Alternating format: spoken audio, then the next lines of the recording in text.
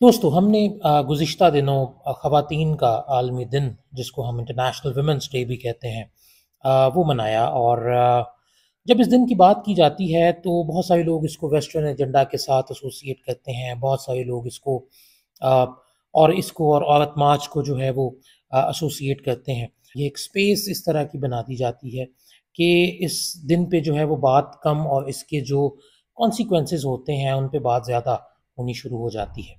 हमारे वज़ीर आज़म साहब ने भी ख़वातीन के आलमी दिन के मौका पर ये कहा कि ख़वातीन जो हैं वो मर्दों के शाना बशाना खड़ी हैं। और मैं ये सोच रहा था कि क्या वाक़ई ही ख़वातीन जो हैं वो मर्दों के शाना बशाना खड़ी हैं या अभी भी जो है वो कुछ कमी जो है वो बाकी है। मेरे ख़्याल से ख़वातीन का जो सेगमेंट है उसको पाकिस्तान में हमेशा से ही जो है बहुत ज़्यादा कंसिडर नहीं किया गया। दोस्तों पाकिस्तान की जो 33% नुमाइंदगी है पार्लियामेंट में वो ख़वातीन पर मुश्तमिल है। लेकिन ये 33% जो नुमाइंदगी है, क्या ये सही तरीके से ख़वातीन को रिप्रेजेंट कर पा रही है? मैं ये समझता हूँ कि ये जो 33% नुमाइंदगी है या जो पार्लियामेंट में ख़वातीन बैठती हैं, इनमें से मेजॉरिटी जो है वो एलीट क्लास से बिलोंग करती है। इसमें हमारी मिडिल क्लास की नुमाइंदगी बहुत महदूद हद तक है, या हमारी लोअर लोअर जो क्लास है वहाँ से ख़वातीन की नुमाइंदगी ना होने के बराबर है। और मेरा ख़्याल है कि जब तक हम एक एक बैलेंस्ड पार्लियामेंट जो है ये बैलेंस्ड नुमाइंदगी जो है उस पार्लियामेंट में जो है वो नहीं देखेंगे, तब तक जो बुनियादी मसाइल हैं उन पे बात करना बहुत मुश्किल है। इसी तरह नेशनल असेंबली के अलावा पंजाब असेंबली में भी ख़वातीन के आलमी दिन के मौका पर कोई ऐसी रेज़ोल्यूशन पेश नहीं की गई, कोई ऐसे पॉइंट्स या कोई ऐसे मसाइल उनके सामने नहीं रखे गए कि जिन पे खुलकर बात की जाती और जिन पे अहद किया जाता कि हमने उन मसाइल को जो है वो ख़त्म करना है।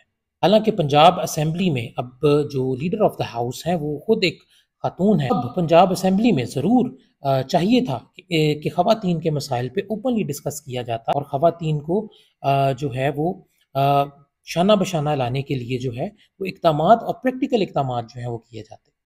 थोड़ा-सा पाकिस्तान का अगर हम जायज़ा लें तो पाकिस्तान में अब भी ख़वातीन के जो बुनियादी मसाइल हैं वो वहीं के वहीं पे हैं। जेंडर डिस्पैरिटी की बात करें तो पाकिस्तान का जो नंबर है वो अभी भी 145 में से 141वां है। यानी कि ख़वातीन और मर्दों में जो फ़र्क है उसमें हमारा मुल्क जो है वो बहुत पीछे है। हम अभी भी जो है वो ख़वातीन को बहुत सारे कामों में बहुत पीछे रखते हैं। ये बेशक हमारी ये पे स्केल हो, ये उनको एजुकेशन हो, उनको स्किल की तरफ लेके जाना हो, या दीगर शोबे जो हैं उनमें उनकी जो रिप्रेजेंटेशन है वो बहुत वीक है। और इसमें हमारा नंबर जो है वो दुनिया के उन ममालिक में है जो आखिरी नंबर पे हैं।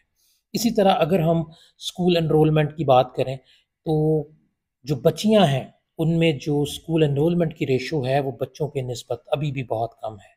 और अगर हम स्कूल ड्रॉप आउट्स की बात करें तो जो बच्चियां हैं उनको बहुत जल्द स्कूलों से हटा लिया जाता है, और उसकी बहुत सारी वजूहात हैं जिन पे हम आने वाले दिनों में बात करेंगे।